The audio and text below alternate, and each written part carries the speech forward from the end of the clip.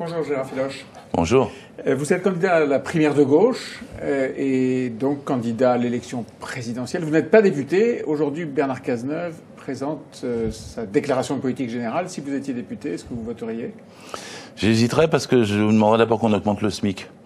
Pour un gouvernement qui ne l'a pas augmenté pendant 5 ans, je dirais qu'il faut boucler au moins le quinquennat en faisant du bien aux gens, si vous voyez ce que je veux dire.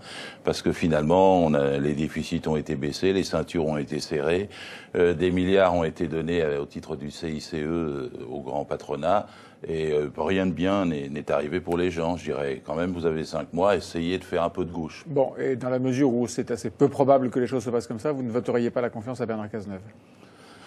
Probablement pas dans l'immédiat, monsieur, parce que je vois pas comment on peut terminer ainsi. C'est triste que ce quinquennat de gauche ait été tellement orienté à droite. Ça fait plaisir, je suis à la droite, ça fait plaisir à tous ceux qui ne voulaient pas une politique de redistribution des richesses.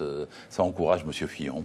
Ouais. Parce que quand la gauche va à droite, la droite va encore plus à droite. Vous pensez qu'il peut faire quoi, ce gouvernement, pendant les 5 mois qui lui restent? Je vous l'ai dit, le SMIC... Non, ça vous aimeriez, mais vous pensez qu'il va faire quoi? Oh, il va gérer les affaires courantes. Juste le calendrier ordinaire, quoi. Je ne vois pas autre chose. Votre projet, c'est quoi? 1800, 60, 32, 20, 5. Le SMIC à 1800 €, 32 heures, la baisse de la durée du travail hebdomadaire. 60 ans, retour à 60 ans, ça n'est pas, pour la retraite, ça n'est pas utile de laisser les gens dans les caisses chômage au lieu de les mettre dans les caisses de retraite. 5, parce qu'il faut limiter la précarité à pas plus de 5% par entreprise. Et je vous rajouterai 30, parce qu'il faut passer à une société d'économie renouvelable et durable et sortir du nucléaire.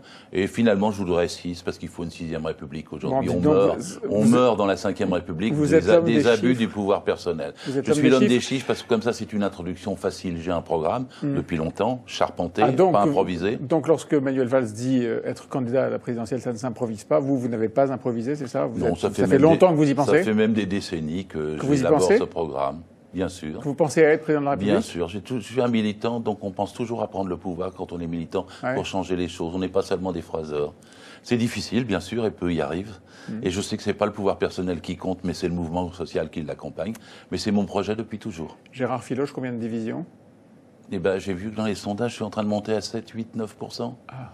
Écoutez, j'ai plus que Valls il y a 5 ans. Plus que Valls? Bah oui, il avait 5%. Ah, lors de la première de gauche. Vous ne l'avez pas demandé, ouais. Vous l'avez pas demandé, mais je suis sûr qu'il n'a pas vraiment monté dans l'opinion, malgré la façon dont les médias le promeuvent aujourd'hui.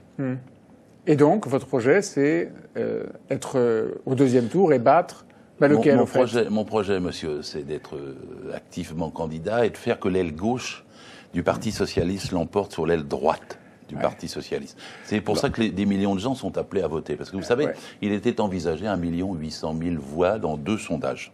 Des gens qui viennent voter à la primaire des 22... 1 800 000 votants à la primaire du 22-29 janvier. Donc c'est pas mal, mais le dernier sondage dit que 2 millions viendraient. C'est après les primaires de la droite, donc ça stimule la gauche.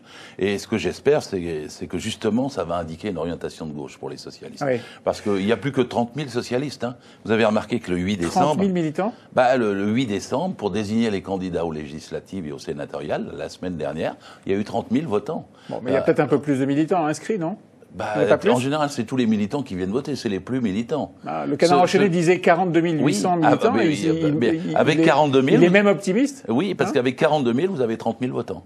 Et si on remonte au congrès de Poitiers, il y avait 85 000 votants. C'est vous dire la situation de désastre dans laquelle l'orientation politique a conduit notre parti. Pourtant, moi, j'aime les socialistes, le Parti socialiste. J'ai confiance dans les militants. Je veux qu'ils... Bon, voilà. Et donc, on est passé de 180 000 à 30 ou 40 000, c'est ça? Et c'est pour ça que je veux le chemin inverse. Vous savez, en Grande-Bretagne, si vous me permettez... Emmanuel Macron a réuni ce week-end entre 12 et 15 000 personnes. Le PS ne sait plus faire ça. Est-ce que c'est une demande de gauche? Oh non, c'est comme les prédicateurs américains. Vous savez, l'aile droite du Parti républicain, ils savent faire ça tous les jours aux États-Unis. Et quand j'ai écouté Macron... Vous méprisez ça, enfin? Oui, les prédicateurs, oui. Vous méprisez Macron? Bétou. Oui. Pourquoi? Parce que c'est un homme qui vient de dire qu'il faut baisser le salaire brut pour augmenter le salaire net. C'était le programme de M. Le Pen et de Mme Le Pen.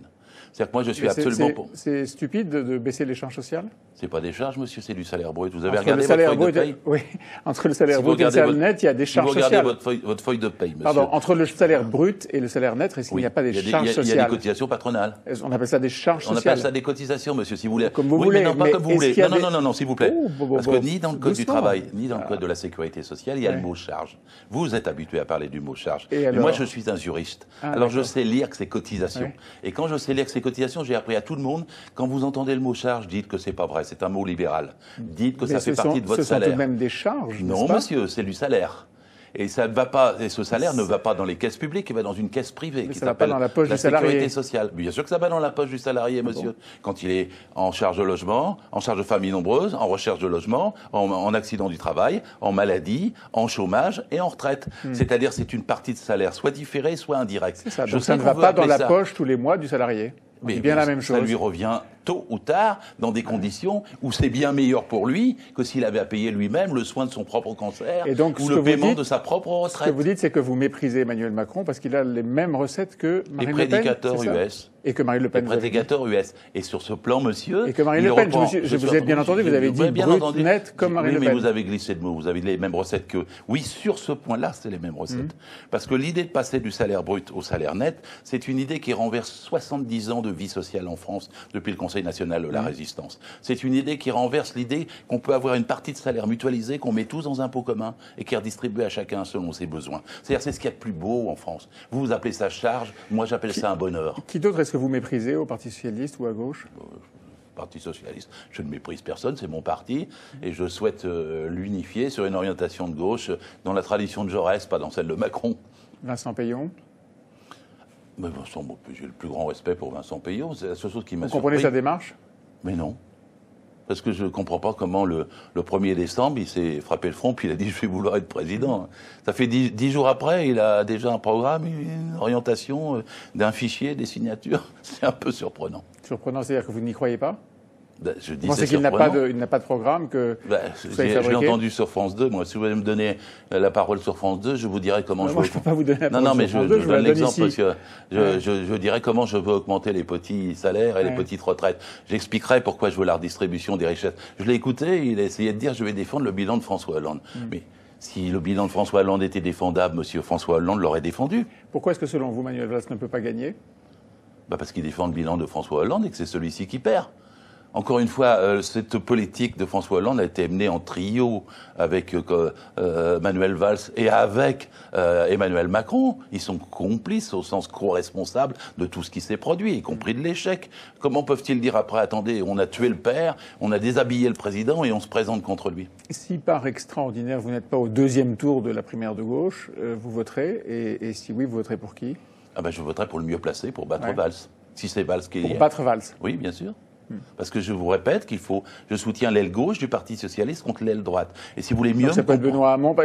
Duquel est-ce que vous vous sentez le plus proche? Ça peut être Arnaud Montebourg, Benoît Hamon. Je vous le répète, je verrai le mieux placé. Ensuite, je vais vous dire, mon rêve, c'est ce qui se passe en Grande-Bretagne. Vous avez Jérémy Corbyn qui a gagné dans le Labour Party contre les blairistes. Les blairistes, c'était un peu comme Valls, si vous voulez, à mes yeux. Et donc, quand Jérémy Corbyn s'est présenté, il a gagné une première primaire à 59% des voix. Et les blairistes ont fait un putsch contre lui. Il a une deuxième primaire, il a gagné à 62%. Et le Labour Party est passé de 100 000 membres à 650 000 membres. Et on dit que le Labour Party est dans l'opposition pour de nombreuses années. C'est vous qui le dites. Non, dans les sondages, il est en train de progresser. Et il rattrapera et battra les Tories parce qu'il y a un besoin de gauche partout, même en Grande-Bretagne. Alors nous verrons fin janvier et puis ensuite à la présidentielle et à la législative ce que vos idées rassemblent comme population. Merci beaucoup Gérard Filoche.